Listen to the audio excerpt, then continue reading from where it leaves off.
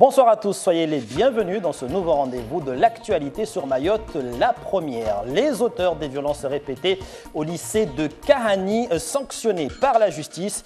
Après avoir été interpellés par les gendarmes de la brigade de Sada, ils ont été présentés ce mardi au parquet de Mamoudzou. Les précisions sur ces sanctions dans un instant. Nous serons également à Kaweni, dans la commune de Mamoudzou. Immersion ce soir au cœur du quartier de Bandajou, un quartier autrefois terrifié par des actes de délinquance à répétition. Après la prise en main de ses habitants il y a quelques de l'équipe de France ne se font ouvrir en fin de journal. Ils avaient semé le trouble par de violentes agressions au lycée de Kahagnon avec Oliat Bouanaïssa, Taslima Abdou Hamza et Anastasia Laguera. Ils étaient 8 jeunes en garde à vue à la brigade territoriale lundi soir. Une convocation devant le juge des enfants aux fins de mise en examen. Les 6 autres, 3 majeurs et 3 mineurs, ont été déférés au parquet ce mardi. Les mineurs présentés au juge des enfants dans l'après-midi aux fins de mise en examen également. S'agissant des 3 majeurs, ils ont été présentés devant le procureur et le juge des libertés et de la détention. Il leur a été notifié leur renvoi devant une audience correctionnelle aux abords du lycée de Kahani.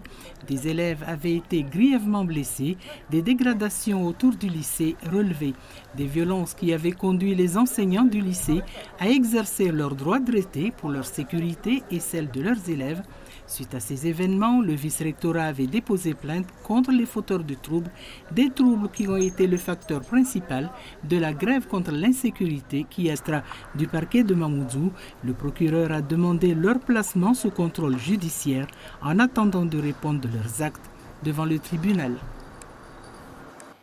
Des actes de délinquance qui ont également longtemps sévi dans le quartier de Bandajou à Kaweni et 6 mois après la mise en place par les habitants d'actions de sécurisation sur la zone, un climat de sécurité semble s'être installé au point que de nombreux quartiers ont pris cet exemple. René Lataste, Assad Razafitehen.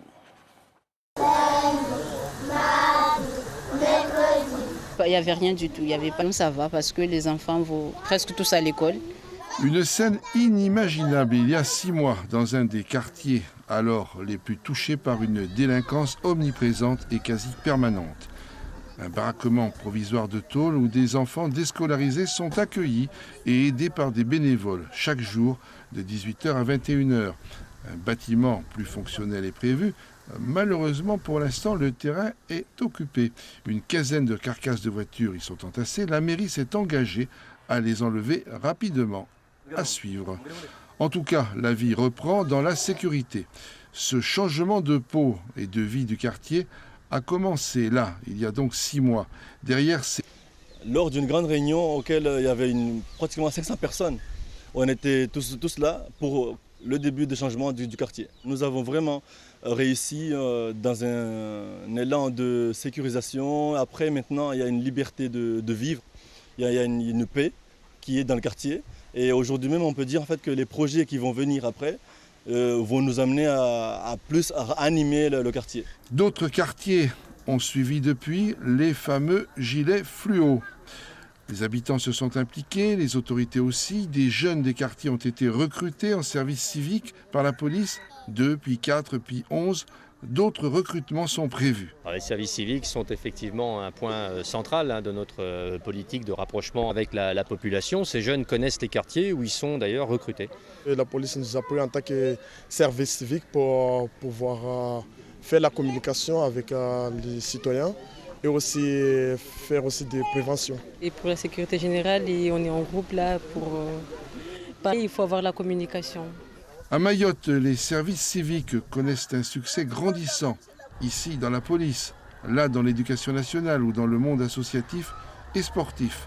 C'est un tel besoin pour notre société que les chiffres que nous avions en 2012, quand on a lancé le dispositif, ont été multipliés par plus de 10. Nous avions cette année un objectif de 500 postes. Nous sommes à plus de 700 à l'heure actuelle, alors qu'on a 6 mois d'exercice pour cette année 2018. Pour le quartier de Bandajou, l'enjeu aujourd'hui que la sécurité est revenue est de développer des projets de vie pour retrouver le plaisir de vivre ensemble. L'émission Zakweli du président de la Chambre de commerce et d'industrie, Mohamed Ali Hamid, est revenu de son entretien. Je trouve donc dommage qu'on soit en arrivé là. Mais on y est, il faut s'en sortir. Nous sommes des battants. Qui dit chef d'entreprise, c'est un bagarreur. C'est quelqu'un qui doit donc se battre pour faire face à toutes les éventualités. Nous nous battons. L'économie, j'en suis persuadé, va reprendre. Je pense que les grandes annonces qui ont été faites, notamment au niveau donc, de la commande publique, vont voir le jour très prochainement, afin que le BTP puisse se mettre en ordre de marche, parce que comme on dit, quand le BTP il marche, c'est que tout va bien. Et quand le BTP n'y va pas, il va pas. C'est tout qui semble s'écrouler. On a subi donc un choc. Les entrepreneurs aussi, c'est comme un boxeur. Donc au premier round, il est sonné, mais il n'est pas à terre. Donc je sais que à ce niveau-là, donc toutes les organisations patronales y travaillent, le MEDEF, le FMBTP, CPME, tout ça, c'est tous ces gens-là donc, qui concourent au développement économique de ce pays, sont confiants. Nous allons nous relever. Après l'économie, le tourisme. Une réflexion autour du tourisme de demain. C'est l'enjeu de la 7e édition de la francophonie du tourisme. Plusieurs territoires français et francophones se sont retrouvés pour échanger autour de l'évolution des métiers du secteur. Reportage.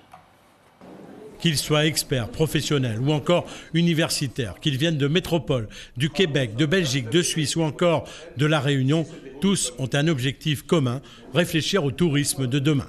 Quand moi j'ai appris à voyager avec mes amis, nous allions quelque part. Les milléniaux partent seuls et vont créer de nouvelles socialisations à destination. Donc, il n'y a aucun intérêt pour eux à ramener les amis qu'ils voient toute l'année à l'université. Ils veulent découvrir les locaux. Donc, c'est aussi ce rapport au local. Pour cette 7e édition des francophonies du tourisme, les organisateurs, notamment la Fédération du tourisme de La Réunion, ont choisi pour thème la place des résidents dans l'offre touristique locale. En 2016, il y avait 1,2 milliard de terriens qui ont voyagé. Dans 10 ans, il y aura 1,8 milliard. Ce qui veut dire que la fréquentation touristique va largement se développer. Et il y aura des côtés positifs, évidemment, pour l'économie, mais des côtés étonnants. C'est-à-dire que sur les territoires, on peut se retrouver avec des surpopulations, avec des lieux qui étaient réservés aux habitants et qui, d'un coup, sont un peu envahis. Au total, 11 ateliers, des tables rondes qui vont permettre à cette trentaine d'experts de dresser un bilan qui profitera aux professionnels du monde entier. On veut impliquer la population dans la stratégie touristique de notre destination.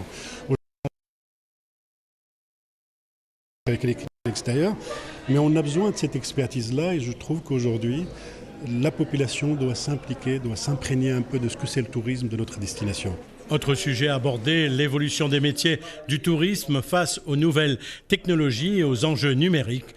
Car si la clientèle réserve de plus en plus... Et sur un bateau en Méditerranée, depuis ce week-end, près de 600 migrants sont sur le point de voir le bout du tunnel.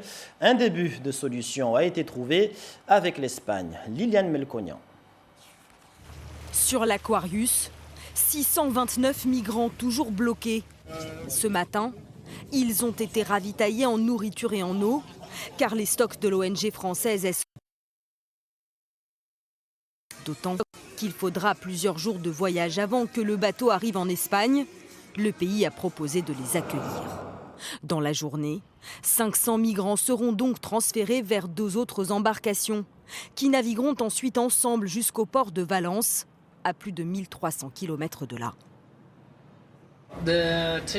Dans le meilleur des cas, le voyage pourrait prendre au minimum jusqu'à 3 jours et demi. Ça va dépendre du nombre de personnes qui resteront à bord de l'Aquarius après les transferts sur les 2 autres bateaux. Après le refus des gouvernements italiens puis maltais d'accueillir ces migrants, c'est donc ici, à Valence, qu'ils vont arriver. Il y a assez à manger aujourd'hui, mais demain, on verra. C'est une situation à manier avec beaucoup de pincettes. Je comprends que certains pays ne veuillent plus les accueillir et en même temps, il faut bien les aider. Il faut que tout le monde prenne exemple sur l'Espagne. Après cette crise, SOS Méditerranée a fait savoir que malgré tout, ses équipes retourneront au large de la Libye afin de poursuivre les sauvetages. L'actualité internationale, c'est aussi cette rencontre au sommet entre Donald Trump et Kim Jong-un hier soir. Les dirigeants américains et nord-coréens ont signé un document commun, les temps forts de la nuit et les points sur lesquels ils sont tombés d'accord avec Maryse Burgot. Sur la terrasse d'un bâtiment colonial, une arrivée millimétrée et parfaitement symétrique. Geste amical d'un Donald Trump qui se maîtrise. Cette fois, le président américain évite tout signe ostensible de domination virile. 10 secondes de poignée de main assez figée. Mais très vite, les deux leaders affichent leur sourire. Jong-un, dont on entend rarement la voix, commente lui-même ce moment historique. Le chemin pour en arriver là n'a pas été facile. Les vieux préjugés et les habitudes anciennes ont été autant d'obstacles. Mais nous les avons tous surmontés pour nous retrouver ici, aujourd'hui. C'est tout à fait vrai, dit Donald Trump. Après cette prise de contact initiale, les deux dirigeants sont rejoints par leur garde rapprochée. Au cœur des discussions, la dénucléarisation de la Corée du Nord. Sortie de réunion savamment mise en scène, Donald Trump se dit optimiste. C'était vraiment une rencontre fantastique. On a fait beaucoup de progrès, ça s'est déroulé mieux que quiconque aurait pu imaginer. Les deux nuques, les plus reconnaissables aujourd'hui au monde, s'avancent pour une dernière séquence, la signature d'un document commun. La déclaration est un peu vague, le calendrier n'est pas clair, malgré cette assurance du président américain. On va commencer le processus très vite, très vite. Plus tard, en conférence de presse, Donald Trump annonce que les sanctions contre la Corée du Nord sont quand même maintenues. Kim Jong-un est pourtant très souriant. Il vient de traiter d'égal à égal avec Donald Trump et c'est déjà une large victoire. Retour à Mayotte et à quelques jours de la fête de l'Aïd, les foyers mahorais s'équipent et renouvellent leur intérieur, y compris la télévision. Mais les achats de l'Aïd et l'arrivée de la Coupe du Monde n'ont pas eu l'impact attendu chez les revendeurs. Hachim Saïd Hachim, Youssouf Abed Matoir. Ce magasin vit sa seconde Coupe du Monde, mais ne ressent pas les effets de cet événement. Il n'y a pas plus de ventes que d'habitude. La raison ne vient pas du prix des téléviseurs, indique ce responsable, car les tarifs ont évolué. Aujourd'hui, on trouve des téléviseurs accessibles à toutes les bourses. Il y a 10 ans de cela, les télés, il était à 50% plus cher. Maintenant, la télé, avec la diminution des taxes, parce que la télé, il devient moins cher maintenant chez nous ici. Parce que les gens ne comprenaient pas avant. Ils disent que nous, on margeait beaucoup avec la télé. Non, c'est qu'avant, la douane était à 56%. Maintenant, la douane a beaucoup diminué. L'État a fait l'effort, la Conseil général a fait l'effort pour la taxe de la télé. C'est pour cela qu'on avait, 5 ans après, l'évolution des ventes de télé, il était là. Alors, où est passé l'effet Coupe du Monde? On vient de passer une grève de 2 mois et tout le monde sont fixés sur l'argent, d'une part, et d'autre part, avec le ramadan et la Coupe du Monde en même temps, on ne peut pas acheter la bouffe, on ne peut pas acheter les plaisirs aussi en même temps. Parce qu'il faut voir, le pouvoir d'achat, il est juste sur Mayotte. Pas de vente de téléviseurs grand format chez cet autre commerçant. La tendance est plus vers le petit format, une vingtaine de ventes par jour. Forte valeur du produit. Aujourd'hui, je pense que le pouvoir d'achat n'est pas encore assez suffisamment fort à Mayotte. Donc il se base surtout sur les petites télés en fonction de leurs revenus pour pouvoir se faire plaisir et profiter au maximum de la Coupe du Monde. Et des promotions aussi. Tout à fait, des promotions aussi. Forte activité, mais pas pour tous les commerçants. Cette année, la Coupe du Monde coïncide avec la fin du Ramadan, autrement dit la fête de l'Aïd. Alors gardez le sourire, il vous reste encore quelques jours pour générer du chiffre et retrouver le sourire. Et la Coupe du Monde, elle, démarre ce jeudi 14 juin avec le match inaugural entre la Russie et l'Arabie Saoudite. Et ici à Mayotte, nombreux sont les supporters des Bleus à voir l'équipe de France réaliser de belles performances durant ce mondial. Bibi Mariam Halidi et Abdou Kafé Mohamed en ont rencontré dans les rues de Pamandzi. Découvrez leurs pronostics dans ce reportage. Plus que 48 heures avant le coup d'envoi de la Coupe du Monde 2018. À Mayotte, les amoureux du foot restent confiants et voient bien les Bleus aller très loin dans la compétition. On a une très bonne équipe, des joueurs qui ont l'air assez soudés dans l'ensemble, donc je pense qu'on peut faire de bonnes choses. L'équipe de France, c'est parmi les favoris, parce que parmi les joueurs qui composent l'équipe de France, c'est les meilleurs de l'Europe. Alors je pense qu'ils ont une belle place parmi les quarts de finalistes, parce que toute l'équipe, ils sont... On va commencer, on verra. Ayant vu le groupe dans lequel ils sont, bon, ça reste une compétition hyper difficile, mais j'ai confiance en notre équipe nationale. Je pense qu'ils iront au moins en demi-finale. L'équipe de France va aller jusqu'à la demi-finale, ça c'est certain. Avec tous les joueurs qu'on a maintenant en France, la demi-finale est assurée. Absolument assurée. Reste à savoir maintenant si les pronostics seront confirmés lors des rencontres de l'équipe de France. Allez les Bleus, on y croit. Et puis dans la région à La Réunion, les baleines font leur retour dans l'océan et en nombre. La saison dernière, elles offraient déjà un spectacle quasiment tous les jours sur le littoral ouest. Y en aura-t-il autant cette année? Les précisions de Thierry Chapuis. 2015 et 2016 furent 2 années pauvres en baleines. L'année dernière, elles sont revenues en nombre à La Réunion.